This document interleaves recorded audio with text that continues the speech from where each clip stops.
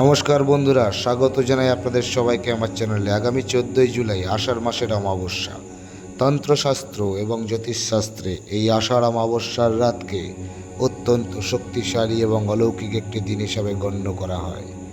আজ আমার এই যে বিষয় আলোচনা, সেটা কিন্তু বেসিক্যালি মিথুন রাশিদের নিয়ে।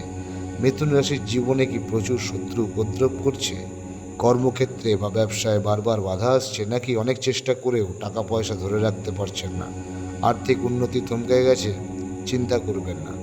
এই আষাঢ় অমাবস্যা হলো এমন একটি বিশেষ দিন, যেদিন সঠিক নিয়মে কিছু টোটকা করলে আপনার সব শত্রু দমন হবে, জীবনের সর্ববাধা দূর হবে এবং আর্থিক উন্নতির রাস্তা খুলে যাবে। আজকের ভিডিওতে আমি আপনাদেরকে এমন 3টি মহা টোটকা বলবো, যা বিশেষভাবে মিথুন রাশির জন্য চমৎকার কাজ করবে। ভিডিওটি শেষ পর্যন্ত দেখুন, একটি ধাপও মিস করবেন না। প্রথমেই আপনাদেরকে একটা বিষয় জানিয়ে রাখি, মিথুন রাশির অধিপতি গ্রহ হলো বুধ। অমাবস্যার অন্ধকার রাতে যখন গ্রহের বিশেষ প্রভাব পড়ে, তখন গোপন শত্রুরা খুব সক্রিয় হয়ে ওঠে। আপনার পেছনে নিন্দা করা, ভালো কাজে বাধা দেওয়া, এগুলো মিথুন রাশি জাতকদের সাথে খুব বেশি ঘটে থাকে। কিন্তু 14ই জুলাই আষাঢ় মাসের অমাবস্যা, এই সময় একটা বিশেষ যোগ তৈরি হচ্ছে, যেখানে আপনি যদি সঠিক নিয়মে কয়েকটি টোটকা করতে পারেন, তবে শত্রুরা আপনার কোনো ক্ষতি তো দূরের কথা, বরং নিজেদের পাতা জালে নিজেরাই ফেঁসে যাবে। আপনার উপরে থাকা যে কোনো কুদৃষ্টি বা নেতিবাচক শক্তি থাকলে সেটা অবশ্যই কেটে যাবে। চলুন জেনে নেওয়া যাক নিয়মগুলি কী কী। মিথুন রাশির জাতকদের শত্রু দমনের জন্য অমাবস্যার দিন কী করবেন? 14ই জুলাই সন্ধ্যা বা রাতের পর একটা আস্ত বা খোল লেবু নিয়ে নেবেন। সেই লেবুর উপরে কালো কালির পেন বা মার্কার দিয়ে আপনার প্রধান শত্রুর নাম লিখবেন। যদি নির্দিষ্ট কারোর নাম না জানেন, তখন লিখবেন সর্বশত্রু। এবার 4টি লবঙ্গ নিয়ে লেবুর ভেতরে গেঁথে দিন।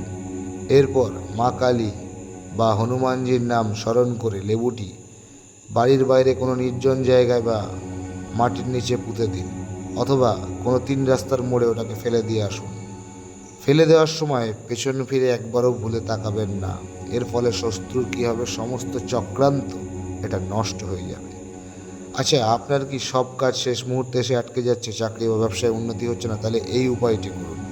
অমাবস্যা দিন সকালে বা সন্ধ্যায় যখন ইচ্ছা আপনার একটি তামার পাত্রে করে জল নিন, তার ভেতর সামান্য কালো তিল এবং একটি লাল ফুল দিন।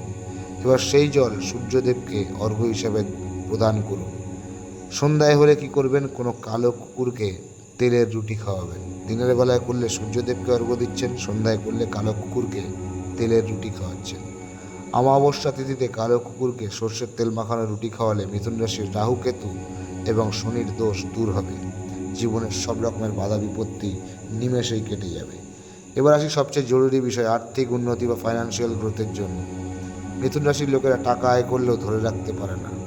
14ই জুলাই আষাঢ় অমাবস্যার রাতে আপনার ঘরের যেখানে টাকা বা গয়না রাখেন, সেখানে একটি পরিষ্কার লাল কাপড় বিছিয়ে দিন। তার উপরে 5টি আস্ত লবঙ্গগুলোর যেন মাথা না ভাঙা হয়, এবং 3টি বড় এলাচ ওর মধ্যে রাখুন। মা লক্ষ্মী এবং কুবের দেবের কাছে প্রার্থনা করুন যাতে আপনার ঘরে স্থায়ীভাবে অর্থের আগমন হয়। পরের দিন সকালে ওই লাল কাপড়টি, যার মধ্যে লবঙ্গ এলাচ আছে, সেটাকে একটা পুটলি বানিয়ে লকারে বা আলমারির মধ্যে রেখে দিন।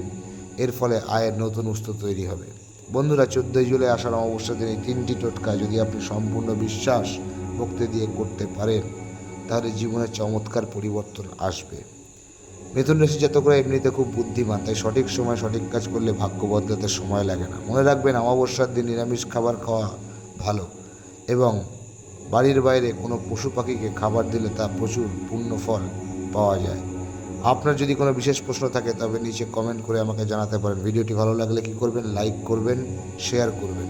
নতুন হলে চ্যানেলে অবশ্যই চ্যানেলটা সাবস্ক্রাইব করবেন, যাতে করে আগামী দিনে জ্যোতিষ সংক্রান্ত সমস্ত গুরুত্বপূর্ণ ভিডিওগুলো আপনি পেয়ে যান। সবাই ভালো থাকুন, সুস্থ থাকুন। নমস্কার, জয় মাতারা।